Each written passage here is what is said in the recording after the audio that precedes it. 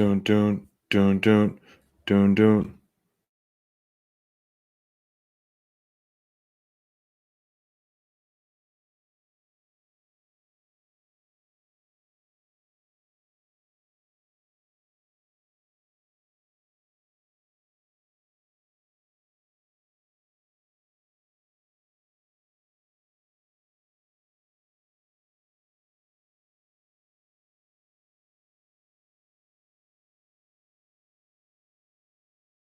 Dynamite download. AEW 2020. John Silver. Special event, as you can see, SPD. For a splashing good time.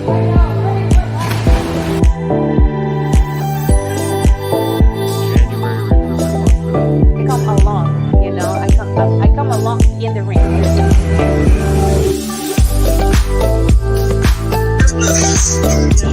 I would not want to I would not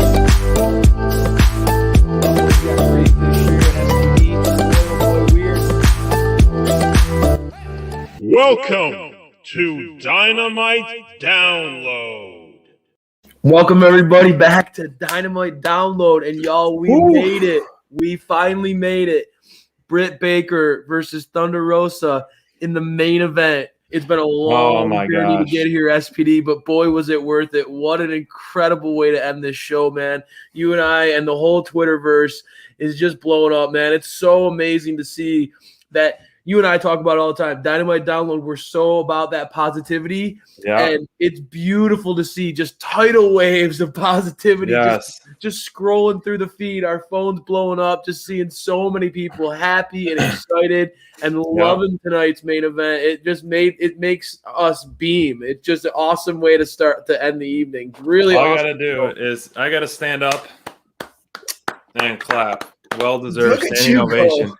I didn't, man, that was just an awe. I mean, like, with our little promo video we did beforehand, just like goosebumps. We're watching it, and I have goosebumps watching it live, the main event. And, they really set the bar high. And we're going to dive into that first and foremost. But first, we want to do a quick little card review like we always do. And so we're going to just run through the card really quick and then dive right into the main event.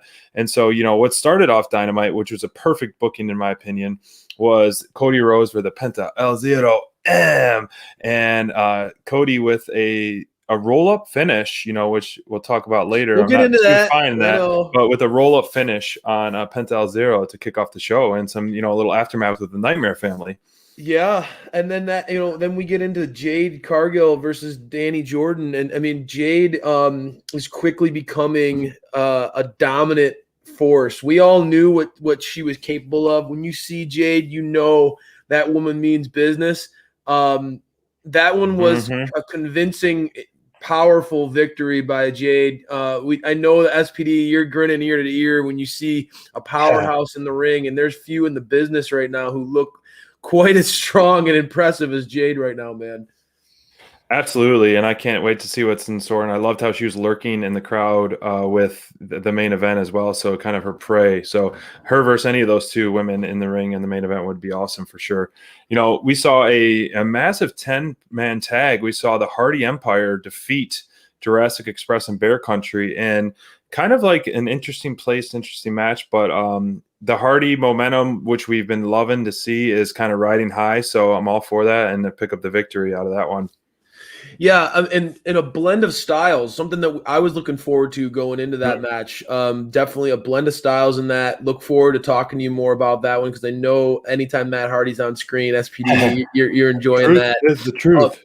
Some of our favorites on Dynamite Download over the course of our short history here, that feud between Eddie Kingston and Jon Moxley really had us going. So it was cool to see them on the same team tonight, and two guys who really are almost unmatched in wrestling when it comes to drawing out the emotional content from the fans, just playing off your emotions, getting you pulled in. And even if they weren't good at that, it would have been really easy to cheer for them because they were going against the Good Brothers tonight, who are the ultimate heels. We can't wait to see those guys get super kicked back into Impact Wrestling. Great. That was a nice back and forth matchup. And honestly, the end of the match, the post-match antics are huge ramifications going forward. Absolutely. And yeah, that was exactly what I was tweeting about, how like I want them to super kick them out of AEW once and for all. And, you know, one of my favorites, which I said that he could have a match with Pinocchio or something, and he would put on a show stealing matches. Ray Phoenix. And, you know, this wasn't an announced match, but I mean, we're super high on Ray and super high on TH2. So I love the blend of the styles for sure on that one. No doubt. And I'll leave it to you. I'll leave the next match to you, my man. Thank you so much for letting me introduce the main event. SPD, honestly, this match, we were so hyped for it. Anybody who's been following the Dynamite Download movement knows SPD and Crayfish have been incredibly vocal about our support for this feud, the belief in this feud. You know, talking about it all day today, just incredibly geeked out about it. And for Thunder Rosa to go up against Britt Baker with the odds stacked against her. Yes. Rebel was involved in this match throughout. And it being an unsanctioned match, Britt was definitely throwing her body around, using everything that she could, tables and thumbtacks and chairs. I mean, it was steel steps, everything you could possibly ask for in a match.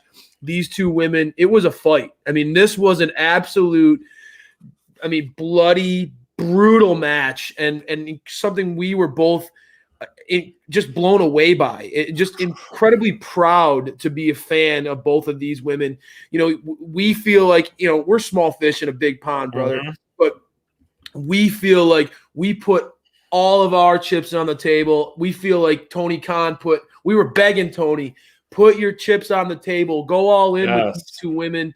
And we really, honestly, you and I feel like our whole brand was built on this feud. We believe in this feud. And boy, oh boy, you know, they did anything but flop. These two women were absolutely unbelievable, SPD. Let's dive into that main event, because there's no other way that we can. We need to talk about that, get that out of our system so that we can give other people some shine later on. Oh there's my gosh. nothing more exciting than this main event.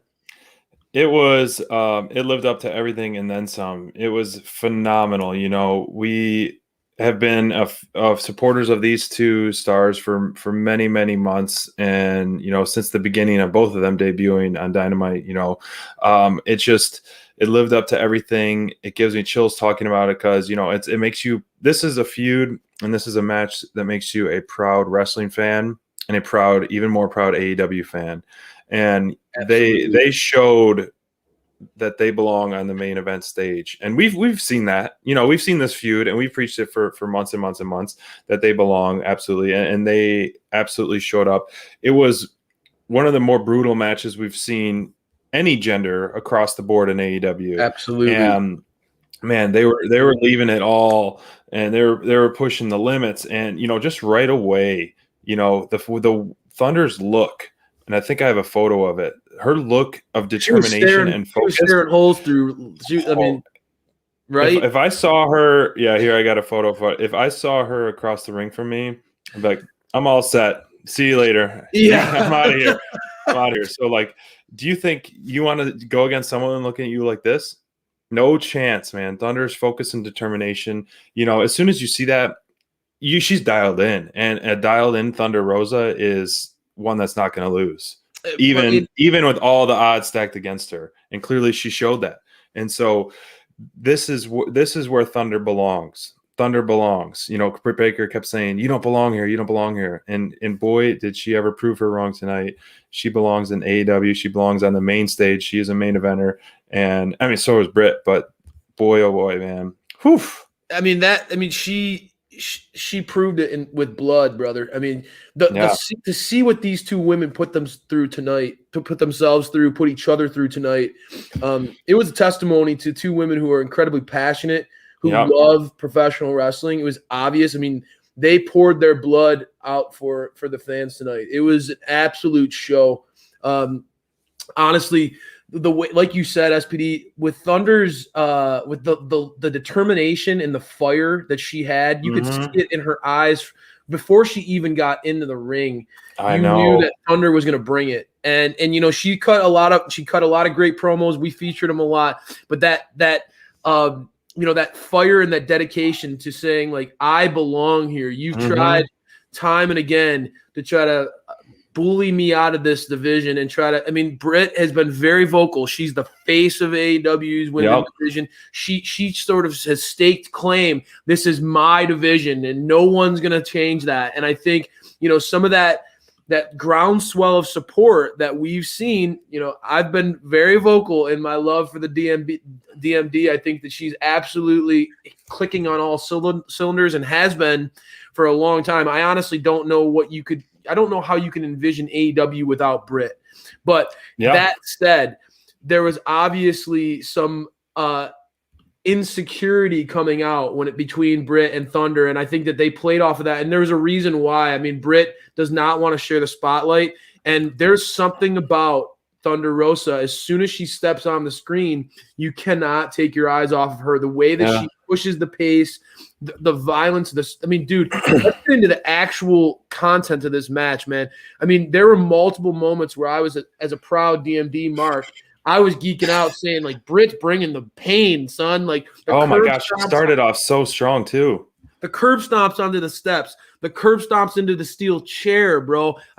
Like, Britt was bringing it, dude. Throwing her around. You could tell Britt and Rebel had a plan. Yeah. That said, dude, when I saw Thunder do that drop kick into the ladder into Britt's face, I knew that the stakes were getting raised more and more. I mean, this was a next level display of brutality. The thumbtacks.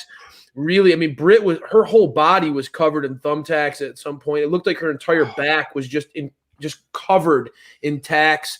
And then to put on the lockjaw in the tacks, brother, that was just the storytelling, the brutality, the violence.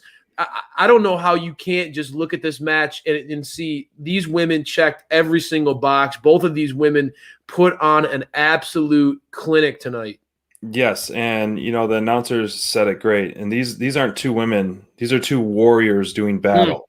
These two warriors absolutely just showed up, and both had their painful high points, but definitely Britt took the worst end of that. I think even just her suplex off the top rope into the chairs, they both got it bad. Obviously it was delivered on Thunder, but the final nail in the coffin, the table drop, from the curtain, and then obviously the thumbtacks, through the drop kicks. I love Thunder Rosa's drop kicks, and let alone drop kick through the ladder to her face. And Britt might need some dental work on herself after that. But I hope not. As a true professional, I mean, we've seen it before, and you've talked about it time and time again, how Britt Baker, the face of the women's division, she risked it all. She proved it all. She is leading by example, and she is doing whatever she wants for what she loves. And the smirk to the camera with her bloody face was absolutely epic. Like, we've seen that before in different matches. Like, she'll smirk before her lockjaw, but man, like, her arsenal of offense, is matching Thunder's very well and clashing very well. Right away, the air raid crash on the stage was brutal, and I love the stomp. The stomp was executed so great onto the chair. Man, this was, like, they also said, the commentators, like, the hate between these two to go this extreme, to go this far, was absolutely just mind-blowing. And I mean, we don't even need to say they're elite because we know this match was just an absolute home run without a question. And oh my gosh, and just the build up to it, everything around it. I mean, it was purposely delayed for a reason, because the timing of this couldn't have been better in terms of putting them on the spotlight. Like Beach Break, yes, some things would have got overshined. That feud, we going back to it, we were so campaigning for it to be the main event, but it makes sense it wasn't, and I'm glad it wasn't, because you had more extension of this. Where you go from here, I don't ever want this feud to end. Me neither. I don't think it can end. Britt's going to say this is unsanctioned. There's not a loss on a record. Thunder belongs. I don't know if you have like a respect code where Britt will ultimately respect her and shake her hand for this. I don't think so, buddy. I don't think so.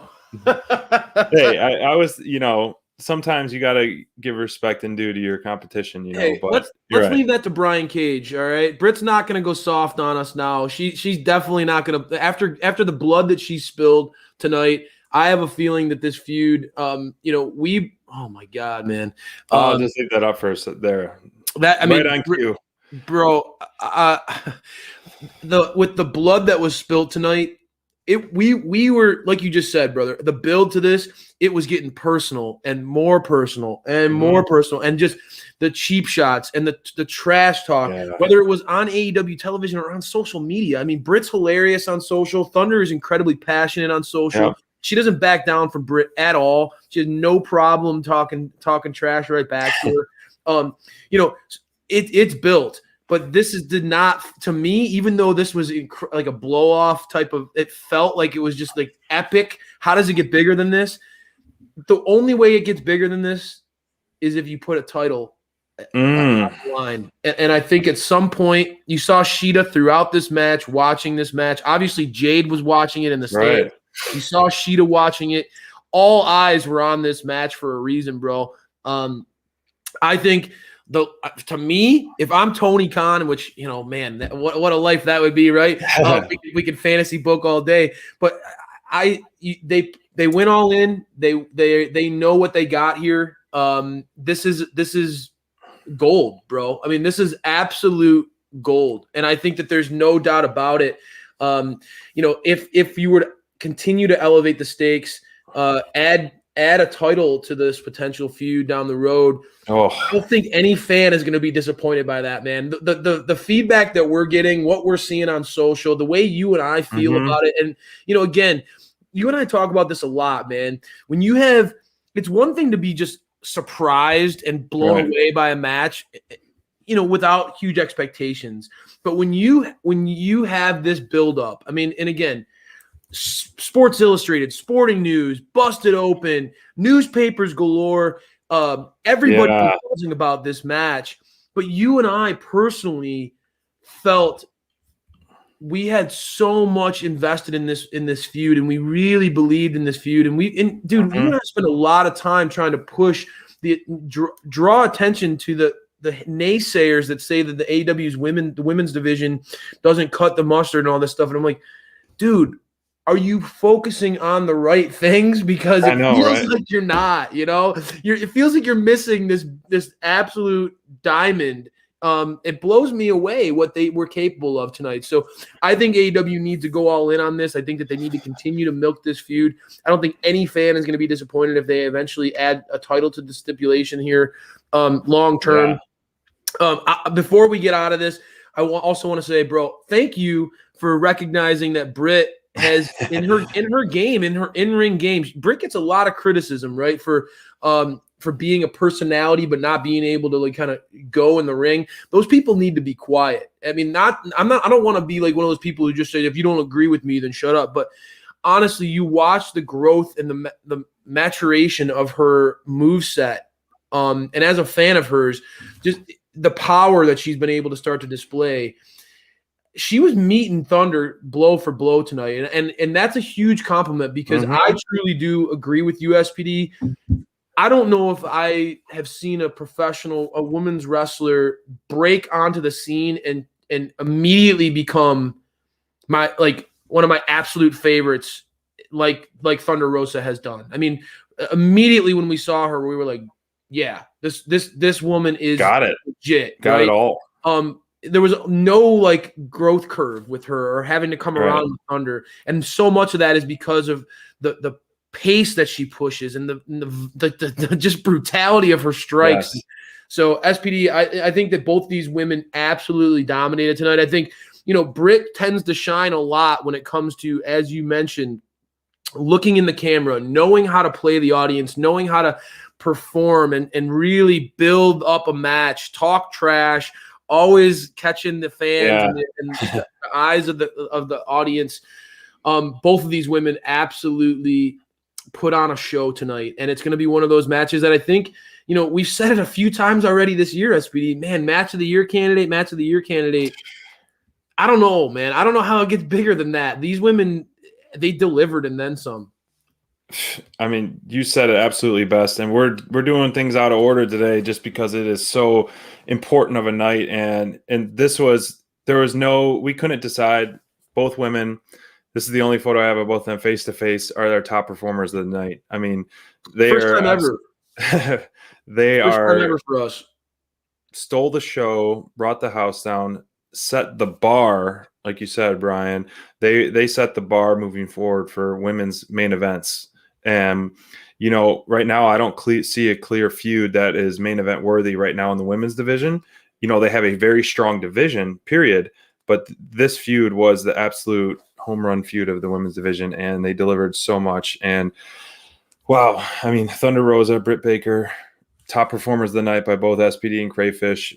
Easily said and done. I mean, we could spend a whole hour. I was tempted to just say, hey, bro, like, let's just have this a main event show. Let's just chat about how much we loved it. Well, we're going to read this up on Friday Night Flights for sure. If you want to hear that, go back and watch our hype video. I was really proud of that. Every time I watched it, we were pushing it on social. It gave me goosebumps just hearing it, bro, because it's like it was the story of Dynamite Download. It was the story of us as a group, like, and how we kind of mirrored that. Our growth has been all about this feud, man. We believe in this feud. We love this feud.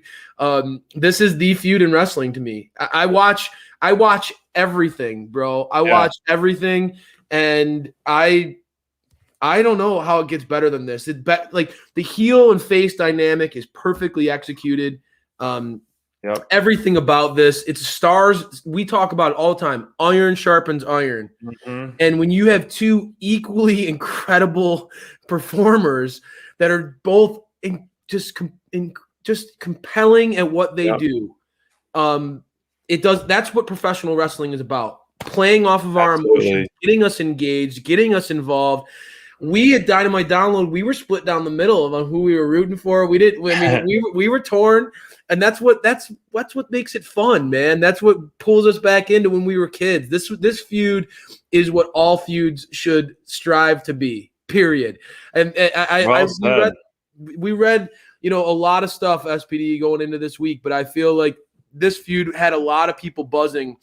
That said, bro, I think that we're starting to see a new feud starting to grow. Some of those seeds, we always talk about the breadcrumbs and things like that.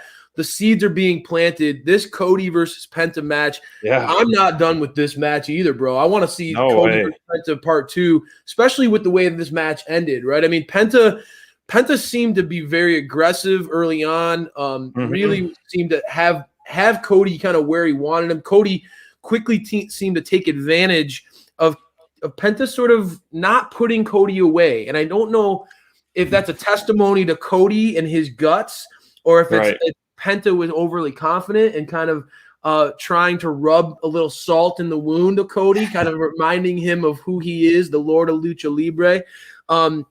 SPD, dive in, man. Tell me, was this an elite or delete out of you? And what were some of the highlights of this match? Yeah, it was definitely the lead out of me for sure, because I just love, Penta, of course, his just showboating. I was like, who had a better strut today than Penta or Kenny Omega? So they both had these like cocky little struts coming out. Yeah. And Penta, there's so many like memes and so many photos and poses. I love how we talked about showboating before with kind of like the Japanese wrestlers Makito and all that, but like this little showboating to me is like super fun. Like these photos of Penta, absolutely. And the only gripe I have of the match was like the piped in kind of booing and cheering. You missed the raw chops from Penta that we love so much. He had these chops, and Cody just stood up and took them. He's like, "Give me another one." But they did a great job of hyping the match, kind of throwing it back to Revolution and things like that. And so I thought that was a really fun match, and it was a brutal high energy start. They started right off the gate. And, the vicious armbar by Penta at the end, and then a quick roll-up finish by Cody. I am still, and I don't know if I ever will be a fan of the roll-ups. And we saw 2 roll-up finishes today by 2 superstars, 2 ex-champions. Cody and Mox both had roll-up finishes. And I think roll-ups, they're better than that. People are better than that for sure. So, I like the match overall, and Cody win, but the story, like you said, the growing story of the Nightmare family coming out, and then the QT Marshall kind of twist, or like what's going to happen with that, and then you have Penta kind of teasing them as well as the way out, but he's still walking in and out of the babyface tunnel. So I don't know, when you beat someone up after the match, to me that's the heel move. That's like the textbook 101, turning face to heel. Like Scorpio just did that, and he really threw the gauntlet down. And so, but I just like their pairing together. It's fun that they paired in together like that, and I'm excited to see where this goes, and maybe a Nightmare Family Death Golden Trial down the line on that. So yeah, I mean, me. I'm gonna say this first, right? I think that if they could have 3 tunnels, and just the middle tunnel be guys who don't give a crap about heel or face, I think Lance Archer and Penta would be the first 2 to strut through that one, because I think that Penta sort of has that same mentality, and he has his entire career. Love me or hate me, I don't really care. I'm here to hurt people and to win championships, and I'm going to have fun doing it. And I think that that's Penta's MO. It's been his MO his entire career, really. Yes, he can lean one way or the other, sometimes a little bit more, particularly when depending on who his opponents are. Definitely you're seeing more of that heel tendency coming out against Cody, who is the ultimate babyface, the ultimate good guy. Cody is such an amazing person inside and out the ring. I mean, some of the stuff that we've seen on social with him kind of reaching out and helping children who are disadvantaged and things like that, really inspiring, and reminded me of you and your pick of him being your number 1 pick if you could start a company. Exactly. Just the ambassador he is. And it's easy to root for him, especially in a match like this when he's going against a guy like Penta, who, I think tends to lean into that brutality and that violence, and almost to a point when he's scary. I mean, he has stuff like this, and dude, imagine if you and I weren't in our 30s and we were maybe 7 years old, and you saw a dude like this, you'd be terrified. I mean, Penta brings some fear to when he's his whole persona. He's been to hell and back. I mean, Penta Dark, he's been through some dark stuff in his career, brother. I don't know. I think that I will say this, right? I know that we don't love roll-ups here as a rule. I don't think that AEW has shown a tendency to lean into the roll-up finish. I think, especially if you get accustomed to what WWE has produced over the years, AEW's ratio of using those kind of tropes has been much more palatable as a fan. Yeah. In this instance, I think that this is the beginning of a feud. And I think that this was clearly 2 men who have a lot of pride. And this is one of the things that I talked about on social all week is, these 2 men take a lot of pride in what they do. They both have had long storied careers. They both in their own right have a lot. I mean, they both have been world champions. They've been champions at all different levels. You have to respect the path that they've both had, very different paths to get here. But 2 men that have bet on themselves, 2 men that have a lot of pride in who they are, will not back down from anybody. I think that this has got a lot of legs to it. And I think that both of these guys can push each other to another level. We talk a lot about that iron sharpens iron. I think that both of these guys are absolute pros. I want to see more of this, especially with what we've talked about with Cody and the shoulder. I mean, we've been talking about Cody's shoulder for weeks now. It's such a perfect natural target for a guy like Penta, who, again, we saw attack Cody after the match, and he has that instant bullseye for Penta to go after. I think that the roll-up finish, SPD, helps kind of protect this feud. And if we see that happen more, yes, I can understand being frustrated. But in this instance, I understood why it was utilized, because it was one of those back and forth matches. You didn't know who was going to win. You could see both of these were equally matched foes. And it was going to be one of those split second things. Who's going to get the better, who's going to get the better of this one in this go around. The post match antics, SPD. Yeah, very interesting. What do you think about how that plays going forward? I have no idea, honestly. I mean, it's like two different feuds in one. You know, what's going on with QT, and what's going on with Penta. You know, maybe Goldust and Penta would be a kind of cool matchup. Not Goldust, Dustin Rhodes. You know, would be a cool matchup to see. You know, Dustin back in the ring, and then maybe QT kind of having some kind of like turn on that. I don't really per se want to see like QT and Penta team up in any aspect. That doesn't have any draw for me as of right now, but maybe it'll play out later.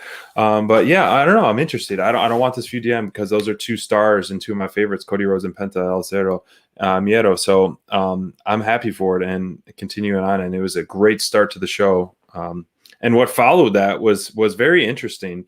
You know, the Young Bucks were starting to cut a promo, and they're starting to cut a fiery promo against, you know, Pac and Rey Fenix. And then Don Callis comes out, and he really stole the show. Really, he interrupted the Young Bucks, and he saying that Don killed their, you know, that they killed their careers, you know, recently, and that they're just another tag team with fancy tights. And this was a very quick screen grab of don't slap the leg when kicking. You know, there was a hilarious part on BT this past week where Matt Hardy fined the Young Bucks for slapping their leg with a match or with a joke. You know, when you're laughing, if you slap your leg, you owe them a fine. So that was just absolutely hilarious. The pot shots at the competition, and this is, you know, this was controversial, right? Like both companies are starting to AEW and WWE are definitely taking more pot shots at each other. Yeah, I think it's all in good fun. You know, there's some of that, but this definitely went into that. You know, like kind of digging at what WWE's been doing, like that new rule that they have with no slaps, no leg slaps on all your kicks. It's almost like the WWE is like, do not model yourself after the Young Bucks. Period. We don't want you to be anything like the Young Bucks. And so they definitely like are playing off of that. I think it's very funny. Callis has been a big buzz on social media, brother, with his stuff that he cut on an Impact with that promo with Rich Swann. The hype that he's building towards that Kenny Omega versus Rich Swann match has been great. And dude, his role has been absolutely pivotal in what's happening with the Young Bucks, the Good Brothers. I mean, all of this is the invisible hand is certainly playing a pivotal role. It's been interesting to see. Absolutely. And it was really great that this all tied into later in the show in the Eddie Kingston and Moxley and Good Brothers match, which we can actually, let's just dive in right now, a little out of order, you know, just because of the fact that we're riding the high of that. And, you know, first and foremost, Eddie Kingston and Moxley cut this like great promo. It was kind of saying how like they're coming on our turf and we're going to lay down the law, you know, and, you know, we're going to make you not feel welcome and all this stuff. And I thought the promo was good. And I mean, two of the best on the mic, cutting an outstanding promo. You know, this team that you called, you know, when we saw them live in that 6-man tag, that they could join forces of ultimately. And before we dive into the match, it's nice how the Matt Hardy kind of tied in together, how Kingston is helping his friend now and he's recruiting the Butcher and the Blade. So they're tying these storylines that are making sense. But this match, you know, those two great guys in the mic to start off, and then as soon as they come out, the Good Brothers attack them. You know, they started off the match attacking them, and they ended the match after the bell attacking. So it was a constant battle. To me, this match didn't hit as much as I wanted it to hit. The bigger story was the post match antics. You know, I expected more out of this match, out of them. You know, still trying to be generous, and it was entertaining for sure. But the Good Brothers just rub me the wrong way. And I think they rub a lot of AEW fans the wrong way. And they're doing their part doing that. You know, it's one of those true heels. Like, we can appreciate MJF. We can appreciate Britt Baker, you know, for that aspect. But just like for some reason, genuinely man, the Good Brothers, someone, right. And it's really elevating Kenny into a really just nasty heel because of that even more. And I'm a huge Kenny Omega fan, but him associated with the Good Brothers is just making him just so hated and unliked but with him with Don Callis is one of those like heels you love. And it's funny because how much Tony Schiavone and the announce team just hate Don Callis. They're calling him like so many names on commentary as well. But there was it was a hard hitting match and physical. I like that part, but just the roll up finish by Moxley, even if he did his paradigm shift is an awesome finisher. Like you said, it's protecting that people though. It's protecting the ex champs. They just recently lost the belts on Impact, but I still think they should have hit the finisher to win it. And then you had Kenny Omega coming out strutting, looking all fancy, and then the absolute beatdown, and then all the post match shenanigans. So to me, this match, honestly, it was a delete match for me, but the overall segment and the long-term storytelling was elite because I'm excited for what's in store with the Young Bucks, hoping they will super kick the Good Brothers way back to Tennessee, back to Impact Wrestling. And it was some great stuff, man. They come out to protect Mox to stop it, and then they don't put up the too sweet. They get in the face of Kenny, and it was just a great way, adding a quick pivot away from the former Inner Circle into maybe possibly a feud with the Good Brothers and anything like that. So that part was a home run for sure. Yeah, I think watching this all play out, it took me back to the first night when we saw the Good Brothers, the Young Bucks, Kenny, all of them, the reunion of the Bullet Club. It took me back all the way back then. And it made me reminded me of my first reaction and inclination of what where I thought this story would go. And it's over the course of the weeks, it's kind of played out that way. And I see it happening. Tonight was an absolute perfect example of I think it's starting to really unfold for everyone to see. This is the morality play. This is you have the Young Bucks who are the good angel on one shoulder, and the Good Brothers are the devil on the other shoulder of Kenny Omega. Yeah, well put. And it's so obvious that Don Callis has, in a lot of ways, tried very hard to squeeze the Young Bucks out of the picture. Allowing him to then corrupt Kenny further. And anytime that we're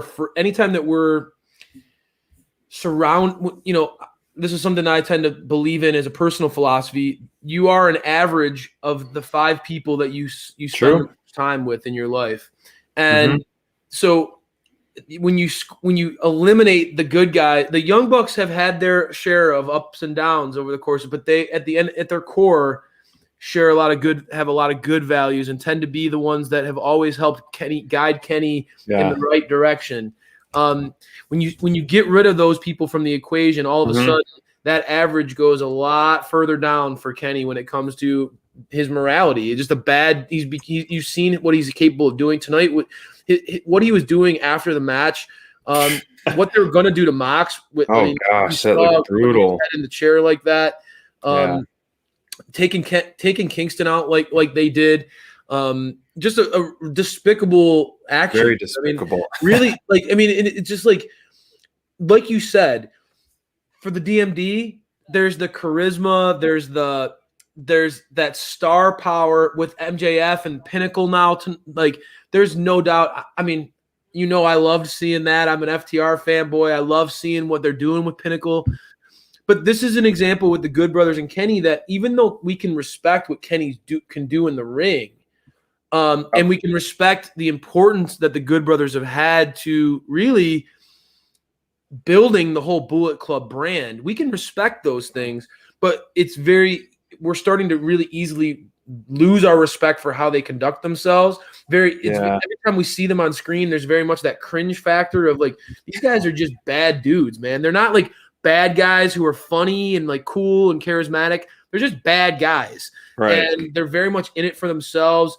More than willing to cut other people down and embarrass other people and do sort of things like that for their own gain. Right. So I feel like they're doing exactly what they need to do. They're building a detestable Kenny Omega, and they've leaned in on his use of the Good Brothers and Don Callis and things like that, so that when he ultimately is dethroned as the champion, that that culmination that of a hero's journey to overcome Kenny, the evil Kenny, is going to be a beautiful thing. I believe it's going to be Hangman. I think a lot of fans see that too. Wow. But I just think that the story is building towards that, and I think that would be the ultimate like hero's moment for Hangman. That said, dude, like this match, my biggest takeaway from it was post match as well, and so I don't know. Unfortunately, I'm gonna agree with you. This is a delete for me as well. Moxley's offense just wasn't hitting the way that I'm used to seeing him hit in AEW. Some of it reminded me, unfortunately, of some of his run in WWE. Some of his offense just wasn't as physical. And again, I hate to be like saying that fresh off the heels of the dude going through hell and back. In fact, he's back in the ring so soon. I mean, brutal. He should honestly not even be out there. So I have to give the man credit for even being out there. I view this one, the match itself, as sort of a delete for me. Unfortunately, the Good Brothers, I struggle with their in-ring work a little bit sometimes too. But I love the post-match stuff, and I think that Kingston and Moxley are a great pairing in that they are so good at drawing us in as like the emotional element of a story. Both those guys are incredible. Kingston's selling of the leg injury after the match was really compelling stuff, man. So I think that they're onto something. You have two bitter rivals that have earned each other's respect and are in it together now. Mm-hmm. I'm interested to see where that goes, man. Yeah, I'm anxious as well. So I mean, that group of people obviously are clearly main eventers, and there's so many different side feuds going on. That's very exciting in the time right now, in fresh feuds as well. Yeah. And speaking of fresh, we saw for the first time tonight, Jade Cargill's first singles action. She's not from the indie scene. She's completely new to wrestling, and her match with Shaq was absolutely perfect, and the way she was portrayed, and I absolutely loved it. And I loved her slow, kind of methodical entrance. It was like dark in there, and she was walking in the ring slow, and she hops over the top rope, and she just looks like an absolute superhero. This squash match needed to happen, kind of like I said last week with Cody and his squash and setting up a feud. It doesn't seem like the feud with Velvet's over after the match because she got in her face, but her in-ring moves that she did show tonight, her finish and the release German suplex, and she pops up off her back. I was like, dang, man, we knew it, and I'm sure the rest of everyone knows, like, she's a star, and she's got it all. Yeah, I think from the minute you see this, like, see Jade, it becomes evident that, like, all right, like, she's got the confidence, she's got the look, she's got it all. I mean, she's got that it factor where you're like, all right, like, this is a star, right? And so I think that it's, especially on the internet wrestling community, it's kind of cool to see when like almost universally everybody is like, yeah, Jade's awesome. Like Jade, we have nothing controversial to say. It's just great to see stuff like that. I think that, like, I said it from the get-go, brother. They need to give her like that Brock Lesnar treatment. They need to give her that make her feed into that special aura that Jade has about her, dude. Just feed into that. Make her a dominant presence. Just have her just destroy people.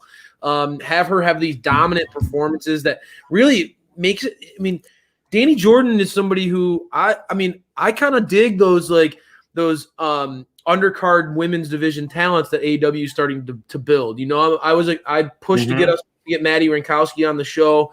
I've always kind of had that eye for the young up and coming talents. I like Danny Jordan. I think that she's funny, and she's definitely was baiting Jade on social.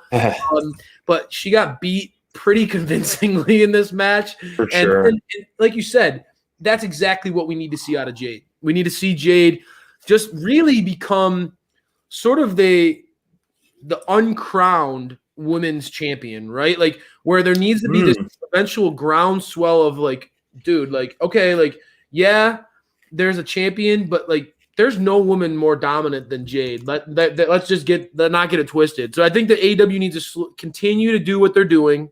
Tony has shown he knows how to build long-term feuds. Right. He's done a great job with that. I think that they need to continue to do that. And we saw Jade, again, sitting in the stands, feet up, chilling, smiling, watching Britt versus Thunder, watching those women tear each other up.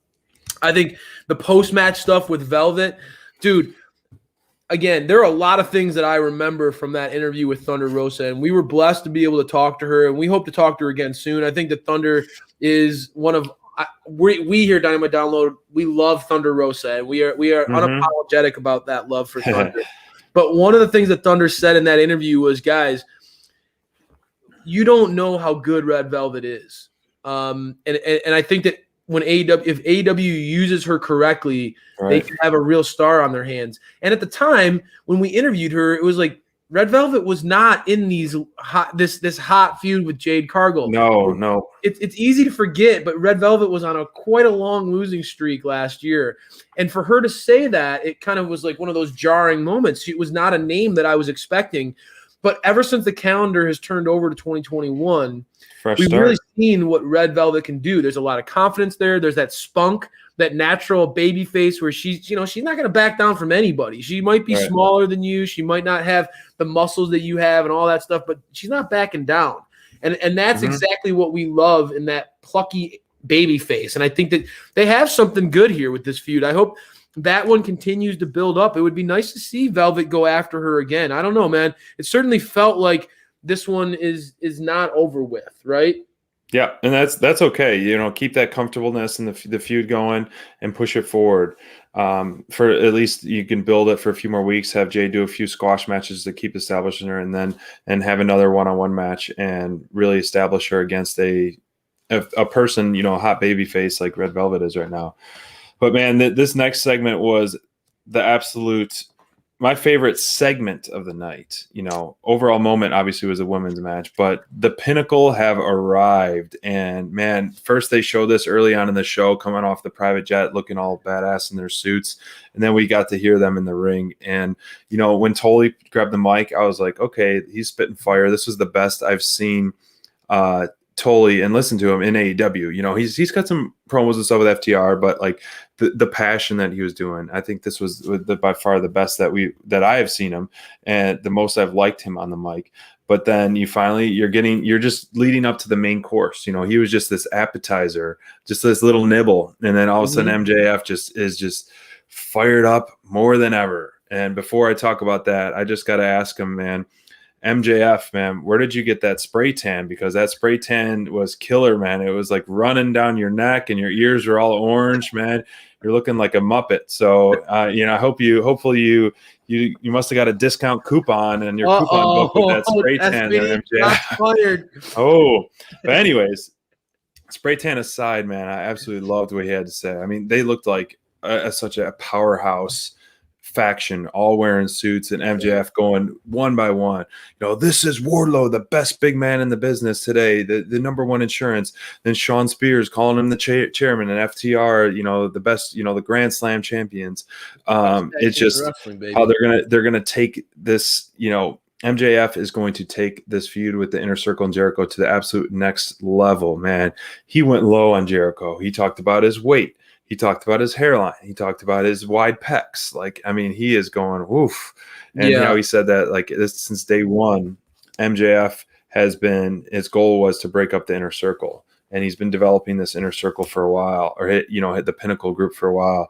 And oh my gosh, man, this is just so exciting. I was so excited to see what was going to come out of this. And MJF consistently gives us A+ golden promos week in and week out, but this was just another level. And it's just amazing how he can just keep giving us more and more and more hate and just passion.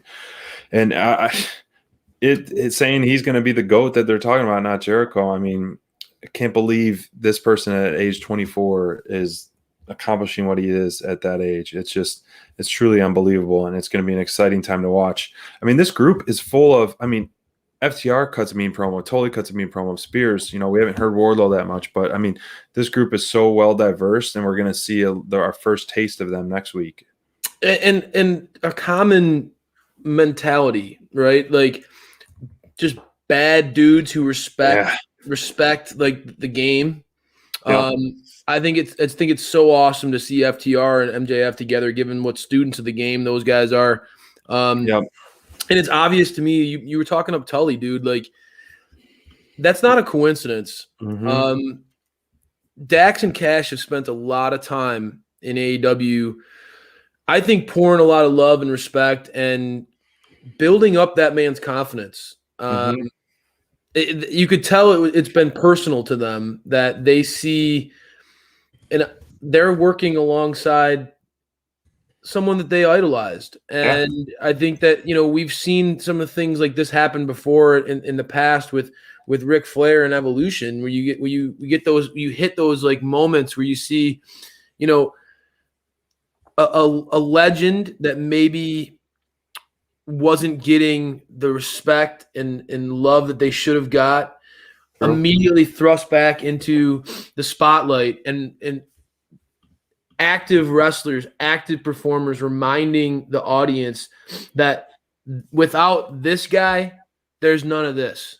And I think that sort of passion, you can't replicate that, dude. Like you can't. Like there's something special about the authenticity of that passion. Like you could cut a great promo, but if you're not feeling it in your heart, the audience is gonna know. And I think that like you could see what FTR, this drive and this newfound motivation that they have with making sure people put respect on their name and on Tully's name, on the Horsemen. And I think that the Pinnacle is a phenomenal name for this group. Yes. Given the Horsemen vibes. I'm glad that they kind of navigated that really well, and they really, it classifies this group in a perfect way. Guys that have reached the top, really love it. I thought that they looked like $1 million, spray tan aside. I thought that the suits all looked phenomenal, strutting off that private jet. That's what we like to see in our like superstar heels, dude. Like confidence, absolutely oozing out of every pore. They all looked like $1 million, dude. Wardlow, the Wardlow was just like, he had the deep V going. My man was like, he was pumped. You could tell. No, dude, I thought that, and listening to MJF cut that fiery promo, and then taking it backstage and physically removing the Inner Circle's nameplate from their locker room, low blow, putting the Pinnacle nameplate on there. Just, I mean, continuing to make, like you said, dude, just making it more and more personal. I don't know about you, but I think that this feud between Pinnacle and Inner Circle, FTR versus Proud and Powerful. I mean, there's so much stuff that I can't wait to see. Really going to be exciting to watch where this goes, bro. I think Wardlow versus Hager is obviously on the table. Sean Spears putting Sammy's face through a chair. You know that he's going to want a part of him, but Sammy's going to want his piece of MJF too, man. There's just so much to like where this is going. Like as soon as we saw the Pinnacle get announced, you said it, dude. Like this is immediately 6 to 8 months worth of great television, without question. Just immediately, with the talent involved, when you got guys like on the Inner Circle, I mean, that group stacked top to bottom, and then you have this group. Sure. There's no denying this is going to be a home run. This feud is going to be phenomenal. And at some point, there needs to be gold around the waist of these guys, man. I'm interested to see the Pinnacle. I think that they made it very clear they're gonna take what they want. I want to see them have some eyes on the gold, bro. Yeah, that would be fun. Especially, I think it works well with like the TNT Championship because just being the TV and on TV. So, but that's just a whole nother. It'd be too quick to tie it in, or even to take the tag titles back somehow. So. Something like that would be worthwhile for sure. Yep. Speaking of tag matches, though, we had a massive 10-man tag match between essentially we're getting the Hardy Empire versus Jurassic Express and Bear Country. And, Hardy is I think he's just rising week in and week out with his BTE stuff and his in-ring stuff and his promos. Like I really liked his promo of how he is building an empire.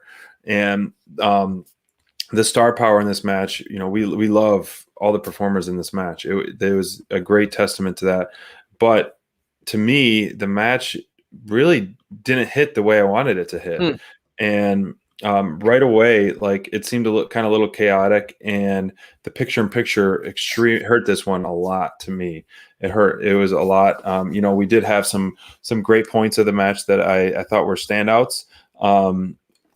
Marco Stunt really was in the ring the most, and he took a lot of the brutality, which was kind of funny. The twist of fate that Matt gave Marco. Marco, to his credit, man, he sold that so well, dude. Yeah. He literally got he got murked. It was like, I mean, he looked like he almost took a pile driver with the way that he landed with that twist of fate. One of the best twist of fates I've seen. I love that. I love how Matt was leaning into, again, like, more than happy to take the W out of all the guys in this ring. He could have gone against Jungle Boy, who we've seen the snare trap quickly becoming one of the more lethal finishers in AEW. Luchasaurus, Bear Country, of course, none of them. Matt's focusing on Marco. Typical heel, like just sneaky, like conniving bad guy stuff. I love that. I love that out of Matt. I thought that was very well played. I still, I think that Bear Country versus Butcher and Blade, you're getting, I think what you're seeing there is power versus power, and you really are trying to establish Bear Country as kind of that powerhouse babyface tag team. So I understand what they're doing. To me, the lack of chemistry, I think, between Jurassic Express and Bear Country and what we saw that kind of at the end of the match, after the match, those guys were kind of bickering. That kind of hurt, I think, the overall flow of this one for me. I actually really am intrigued by the Hardy Empire, as you put it. I like that. I really, really, really like what we've seen out of Private Party ever since Matt. They're doing some great stuff. Leaning into this heel stuff, dude. Isaiah Cassidy and Mark Queen are doing great stuff. So I like where we're going from that, from like a sort of a character development standpoint. I'm still curious to see how those two different tag teams gel together going forward. Are they going to get along, or is there going to be some jealousy from Private Party? You're kind of used to being Matt Hardy's boys. I'm intrigued to see where that goes. I am kind of very curious about where they go with Jurassic Express from here, because it feels like, to me, Jungle Boy's had some moments that have jumped out, especially with the FTR feud. That, man, does it feel like this kid is ready for some bigger showcase, and I don't know if his character has a lot of direction right now. I want that for him. I want that for him, and I want to see those guys get kind of refocused, because right now I don't know where they're going. After that FTR feud, it feels kind of like they're meandering a little bit, and they're too talented. I know you love those guys. I'm preaching to the choir. It's like you telling me FTR is awesome, right? But I think that AEW, although they have a ton of tag teams, you gotta start to establish where is Jurassic Express and where do they fall into the tag team division in here. So that's the one thing that I'm kind of curious about going forward out of this. I don't know what comes of it. To me, I love Luchasaurus in this. I love Luchasaurus in this ring. Go ahead. Sorry, you broke up a little bit for a second, but I was going to say, like, I loved Luchasaurus in the ring. I thought he was like a standout moment on that. And one of my favorite parts was when Butcher, Luchasaurus went to headbutt Butcher, and he just like shook it off, and then he just like hit him back, and like it was so badass. He absorbed that the headbutt so easily, and just like a total badass. And then I'm like, damn, this guy Butcher, when he's in the ring, he's a scary, scary man, and his look and his in-ring worth is very impressive. So this pairing with Hardy, I'm anxious to have them essentially kind of maybe do like their debt collecting and things like that. We love TH2, but they are more of a they're hired bounties, like they've always said, and essentially they're hired bounties. So to really lean into You're that, right. That goes back to the very origins of their characters, right? I mean, like that, and Butcher has we've learned a lot about Butcher and their and the origins of Butcher and Blade. It goes back to the very origins of their character. It goes, I mean, and it also plays very smartly, like you said, SPD. It plays very smartly with Kingston now not really being not looking for mercenaries for hire. He's got a more personal thing going on with Moxley, a friendship based thing. So it leaves these bounty hunters kind of free agents. And if you're Matt Hardy, I mean, there's not. I love me some dirtbag Jack Evans. I think that Angelico and Jack, we always get robbed of seeing their entrance. It drives me nuts. I love their entrance. It's the best one of the best in AEW. But I think that if you're Matt, I get it. If Butcher and Blade are there and they're available, I think that if we could see the writing on the wall, why not throw a little extra coin and try? Even though you're broke, you're losing your first quarter earnings. Go after those guys. You got two powerhouses. I mean, we always talk about Butch being a powerhouse and a bad dude, and I love how quick and sudden his offense is for a big fella.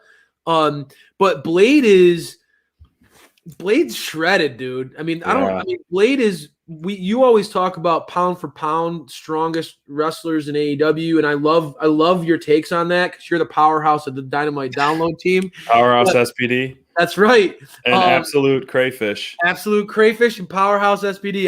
But I gotta say, I like what I think that Blade, when you see that dude, pound for pound, he looks like he could match up with pretty much anybody in this company. I mean, that dude is absolutely shredded, and his offense shows it. I mean, he doesn't really struggle when he's when he's in the ring with the guys like Bear Country. He looks like he can hang, and he does. So I think that they got something there. I'm intrigued to see where that goes. We'll be watching on BTE to see more segments and to see how those teams interact with each other. Absolutely, man. The BTE stuff is just pure gold. Every single week, man, it gets better and better. And now that you mentioned it, I think it's only right that we talked about at the TH2, that we got robbed the entrance, the Angelico and Rey Fenix match. And this wasn't an advertised one. And I think it should have been because these two guys together, in the ring, I think their styles just clashed so well, and the great chemistry and the announce teams did a great job hyping Angelico's skills and Phoenix's skills. And, I wanted more out of this. I felt like they could tell such a longer story with these two teams. Pac and Phoenix versus TH2 would be a good match. And so this was a nice single spot that we got to see Angelico in. It wasn't that long, but it fit right in the card as this filler match. And I have to look back on some of the things. I feel like maybe Rey Fenix is kind of on an Iron Man streak because I don't remember the last time he wasn't wrestling on Dynamite. I mean, in some aspect, he's been on Dynamite time and time again. And we'll go back and look. I'll have to look on the stat sheet of, wrestling log or match logs, but I feel like I was thinking of that to him, man, this guy is an Iron Man. Usually it's Cody, and he's going on a pretty good streak of, every TV or pay-per-view, the past at least 5 or 6, I think, televised events he's been on. But that's right, Mind Runner. No Angelico Shuffle is a sad. He's blocked out. Mitch is hiding. He doesn't want any part of this. He's sad. So this match, I just want more. I wanted more of it. I enjoyed it. Rey Fenix is one of my favorite wrestlers, and TH2 are quickly becoming more and more popular on my favorite tag teams. So this match wasn't elite. It had its place. Yeah, this match wasn't elite for me just because of the sheer talent. It would be a home run match. I mean, it could go for 20 minutes and be a great match if they had the opportunity to tell the story. And I hope we can get that down the line. Even if they throw these two guys on Elevation or Dark, they'll get the time they want and need to tell the story. And I think it'll be a great. So I think going forward, I hope it's not just a one and done. Yeah, I agree with you. That's a great point by you. Maybe put one-on-one match again in the future with these guys, or a tag match with TH2 and Pac and Phoenix. I think that would be a great call. I think you know that both of those, like, you got to have, when you put Phoenix and Pac in the ring, you got to have people who can go with them, either as a base, big men base, or guys who can kind of keep up with that high speed, that lucha libre style. So I think the TH2 is a great foil for them in that. And obviously, yes, Pac and Phoenix are on a whole nother tier, a whole nother level in the AEW landscape. Yeah. But I think when it comes into in-ring work, I think that those two teams could work really well together. Phoenix and Angelico, great smooth match. I don't think anytime Phoenix is in the ring, dude, I honestly don't know how you could criticize that guy. He's just absolutely a joy to watch. Oh, my gosh. Yeah. I think this one was an elite for me.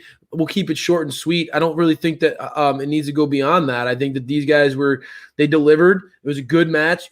You continue to keep Pac and Phoenix in the spotlight. I talked to you about it earlier. I was grinning ear to ear, the potential of the Golden Triangle to potentially happen. I'm very excited about this. In case you haven't noticed, Pac is the number one contender in the rankings. Please tell us.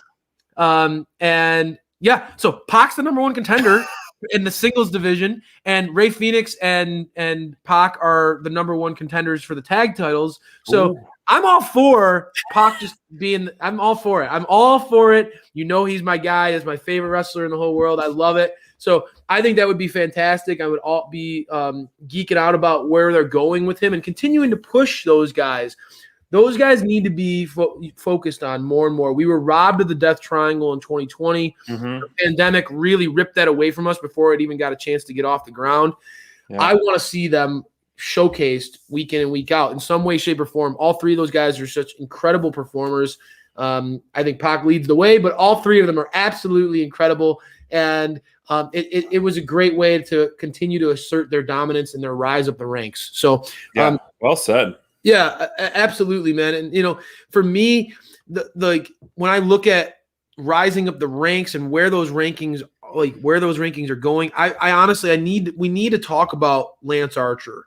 I know he's a Dynamite download staple. I know that he is an SPD favorite.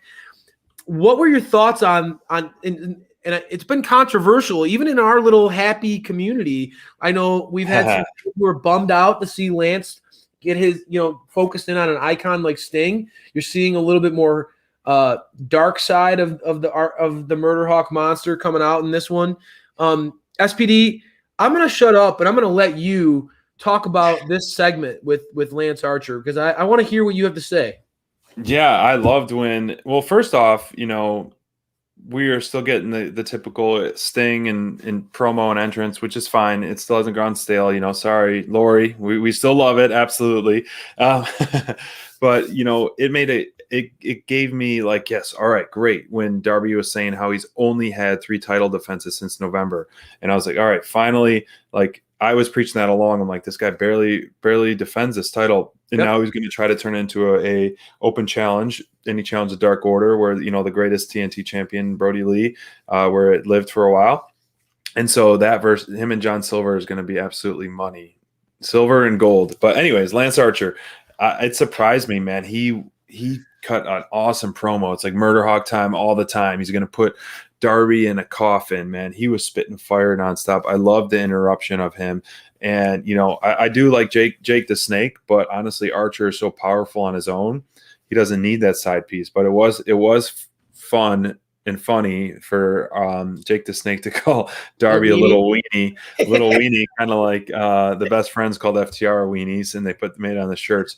But I really got out of that was that the winds of change are coming, as Jake the Snake said.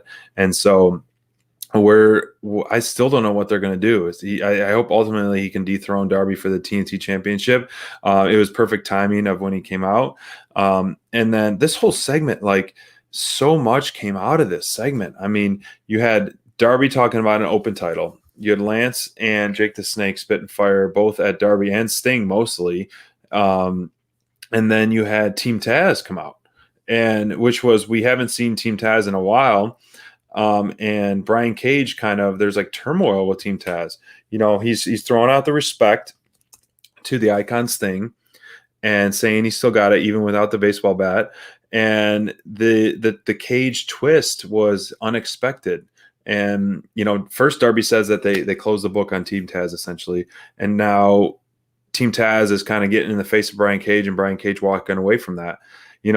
I don't want to see Team Taz split up, but what kind of inner Taz Team Taz turmoil are we going to see out of this? And it was nice for Brian Cage to be like, let me talk. I need to say this and all this stuff. And so finally we get to see him talk.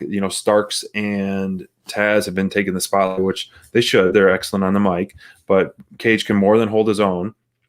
I don't know if I couldn't tell or I couldn't remember, but I don't know if we saw the FTW belt. Maybe Cage, gets rid of the belt and said, I don't need this crap anymore, and walks away from Team Taz. I don't know where we go with this. I think it adds some more dynamic to Team Taz that's needed right now. And you're adding Archer in this somehow. So these are good transition feuds right now. And I'm excited for what they haven't been planned for us for the bigger picture. Yeah, well said. I think that we'll unpack it part by part real quick. I think that for me, we look at Lance. We both see a guy who could be a world champion. We both see a guy who really has a take no prisoners mentality. I've been saying it for a long time now. Lance really has that. You can tell like his faith plays a role in his promos. Mm-hmm. He has that biblical like revelations. Everybody dies. That just the hellfire and brimstone sort of poetic depth to his promos. The guy is very intelligent, and when you have an intelligent guy who's 6'9", 6'10", and can jump off the top rope, do a backflip, and then choke slam somebody, 10 feet into the air. There's nothing that this guy can't do, and he's got the look, he's got the intensity, he's believable from a casual viewer standpoint or from a diehard wrestling fan standpoint. This dude's journey. If you know about his journey, you know what he's been through, you know what he's capable of. If you don't know about his journey, you look at this dude with a braided long mohawk, big badass biker looking dude, and you're like, all right, yeah, no doubt, this guy looks like a star. Almost that Jade Cargill thing where when you see him, you know. I think that Lance,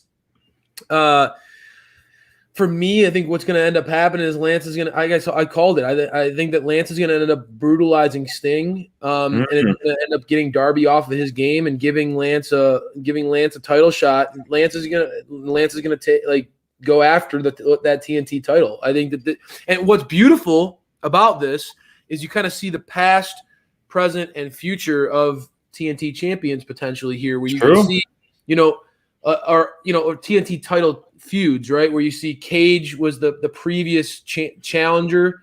You have the current champion, Darby, and the future challenger and Lance all in one segment. I can see sort of that. We always talk about the way that the AEW likes to blend these characters together.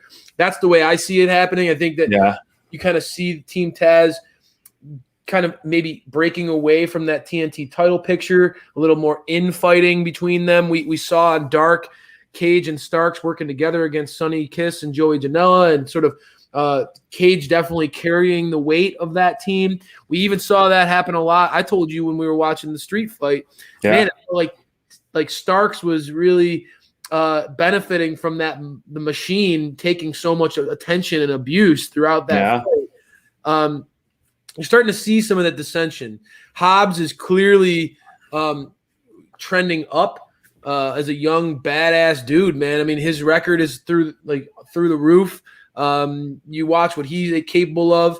I think that you're going to start to see maybe a little bit more inner turmoil of Team Taz. That'll allow them to slowly separate from the TNT title picture, which I'm good with. And it allows Darby to eventually get to Lance, which I think is going to be a slow burn.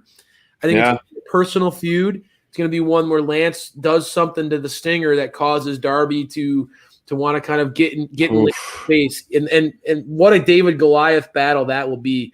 I also think that although I agree with you, SPD, Lance does not need Jake right at this point. I don't want to say anything bad about Jake the Snake. The man's a legend. No, he's great. Oh yeah, great. Having Jake kind of there allows for that icon versus icon, legend versus legend status of Sting and Jake to Mhm. play in the background of the Lance and Darby feud moving forward. So I don't know, man. I think that there's a lot of interesting stuff in that one. And what's crazy about Dynamite is that this feels like one of those moments that might get lost in the shuffle of this bigger Jeez, show, right? that's so crazy to say There's that. so much that happened. You see a potential Brian Cage face turn. You see the potential inner turmoil and breaking apart of one of of Team Taz. Yeah. I mean, there's so much to unpack here, and it feels like one of those segments that it just could get lost if you don't pay attention. So I don't know, man. I love the layers, the multitude of layers that AEW brings. This was a beautiful story to it. Great way to end the show is to dive into Christian Cage. He finally spoke, SPD. Finally. One of those things, it felt like I saw it. I retweeted it on social. It felt like there was a competition of who's going to have the best promo on AEW Dynamite tonight. There was definitely a competition, and Christian Cage set the bar in a lot of ways, man. It was great to hear him talk for the first time, and you could tell he's not backing down from the critics. No, and he's reminding everyone that, I mean, 3 words: outwork everyone. And I loved how he's saying he makes wrestling better, and he makes wrestlers level up, and that in AEW he wants to cement his legacy essentially. So, and how he's a workhorse, it's just making me even more excited. And he finally laid out his plan, made out his mission, why he's here, and we were waiting for that since day one. But the slow build and it works, and it's exciting to see him talk and hear him, listen to him. Out promo everyone, that's right, and outwork everyone. And so the intensity, I mean, he's done it all, and he's going to be such an important asset to AEW moving forward. And I hope that we can see him in the ring and showing outworking people, more or sooner than later.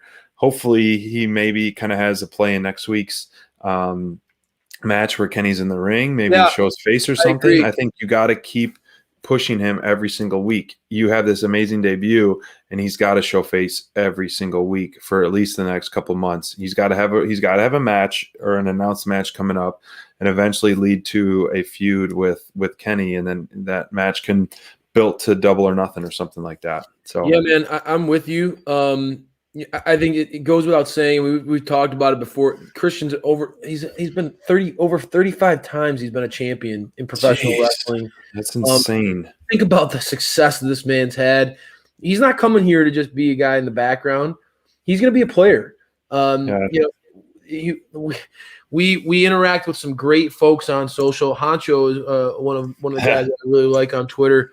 He talked about it, man. It's hard to believe, but this dude was amongst the finalists in the Royal Rumble not that long ago in WWE, just a couple weeks, just like 2 months ago, not even. Just unbelievable to see what he's capable of. And I think it was great to be reminded that this dude can cut a promo, and he could carry a feud on his own. He's Captain Charisma for a reason. My man has been through the ringer in his career. He's done and seen it all. So I don't know where they go, right? Do they it feels like it would be a kind of a cool trio to have Kingston, Mox, and Chris. Those are stars. That's a lot of stars. That's a lot of star power on one side of the ring, bro. You put them against Omega and the Good Brothers. That's certainly all for it. Are the Good Brothers going to be distracted by the Young Bucks? Where do we go from here? I don't know. I think that you do have to have Christian on the show regularly to build off of that big debut. I agree with you 100%. Talking about that, do we see him next week? What's on the future card for next week's show, SPD? So, I mean, I'm sure we'll hear from the Inner Circle in some aspect, but, we only had 4 official matches announced so far, which the first one we're going to see Nyla Rose versus Tay Conti in a rematch, which I think will be great to see those, the nice up-and-coming star Tay Conti, which we're, every time we see her in the ring, I think she's getting better and better and better and showing better and better and better. And I think maybe she'll steal a win from here, steal a win from Nyla Rose somehow. I think that'd be interesting because just to kind of freshen things up, an eye for an eye, a win for a win. So that's on store for that. And then this one, match number 2, man, you're going to be ready for this one. Well, no doubt. Ty Conti getting she broke into the top 5 on the women's rankings this week. Everybody's kind of buzzing about her. I think that she's somebody that AEW really sees potential in. That's a great first match, but for me, man, you get to see FTR and Sean Spears on one side of the ring together. Yeah. That's going to be a group of veterans who are going to – I know Christian's motto is outwork everyone. FTR and Sean Spears are going to be running the Varsity Blondes and Dante Martin, 3 youngsters. They're going to be putting them through the ringer. It's going to be – there are going to be moments during this match where you're going to see the collision of just pure energy, pure youth, pure athleticism, just hitting a brick wall with FTR and Sean Spears. What a clash of styles that's going to be, and how much fun is that one going to be, man? We are all fans. I mean, we're fans of Varsity Blondes and Top Flight. We think that those are young teams that have a lot of potential, a lot of upside, but they're going to be running up against a pretty tough trio there with FTR and Sean Spears, and I think that's going to be what a cool, like just a oil and vinegar type of thing where they're just hitting each other. That's going to be a wild one. Yeah, I agree, man. And I think the Pinnacle needs to come out strong and just absolutely just go on a tear, just not even let have any offense if they just want to just show how dominant they are. This one I'm extremely excited for. I would be all for a title change if Johnny Hungy, the meat man, were to bring the gold back. Essentially the prodigy, how Brody Lee was so high on John Silver, it would be so fitting for him to bring the gold back to the Dark Order, and maybe some kind of a clean win by Darby would kind of be surprising in my opinion. But I mean, I'm hoping for Silver, even with no build title change, that would be kind of strange, not typically AEW's way, but it would be fitting for Silver to bring the gold back, because in the Dark Order, or you can have 10 bring the gold back eventually too. So, with -1 in there. So I love -1 in that promo there. So this is good. Darby's going to be a fighting champion. Hope, if he retains, he's going to keep fighting, and it would be rightfully so to have the TNT championship be a fighting champion. Yeah. Sure. I think that the meat man is pure entertainment, pure gold. That one's going to be a lot of fun too, bro, because we talked about it. Seeing Darby against guys more his size. Yeah, you don't always have to see that David versus Goliath where he just gets tossed around and beat up. We've seen a different side of Darby Allin come out with that technical expertise that he's showing. Very smart wrestler, not just a masochist who's willing to throw himself, all around for a win. Right. With John Silver's in-ring offense and his speed and the snap of his moves, that's going to be a fun one. But I've come to really appreciate Matt Sydal all over again. I've seen Matt Sydal throughout his career, WWE and Lucha Underground. The man has been all over. But I think that this dude has shown, thanks to you, SPD, I've seen another side of him. He's not just this high flyer. He's really retooled his body. He's so much more muscular and in shape than he's ever been. He seems to be just getting better and better with age. His offense is a lot of brutal strikes, a lot of the snap and the pop of his knees and his kicks are absolutely a joy to watch. Right. And we know that Kenny Omega is incredibly creative. He's showing a dominance that is quite scary and aggression. This match is going to be one of those we saw happen on the seeds got planted on Elevation. Yeah. Really think that this is going to be a clinic, a great wrestling match. Now, I don't think that the finish is in doubt that much, the way that Kenny's been established, but it's going to be one of those matches where I think you're going to be impressed by the work rate of both these guys, the pace that both these guys are willing to go to. They're going to push each other. I mean, you got the cardio through the roof on both sides. I think that's going to be a fun match, dude. I think that that's going to be one of those matches that a lot of people are going to be just pleasantly surprised to sit back, maybe have a couple bags of popcorn, have some beers, watch a match with 2 guys just tearing it up. I think that's going to be a good one, dude. And I'm excited for it. That's just the matches that are announced already, and we know here. They're going to give us more. There's been so much that comes in and we get surprised by. So I can't wait to see next week's show. The buzz around AEW is incredibly positive. My phone has been blowing What a up show. the entire time that we've been on this show. It's been great to see. And I think so much of it is like, dude, let's just say it again. Thunder Rosa and Britt Baker, they absolutely delivered and then some, brother.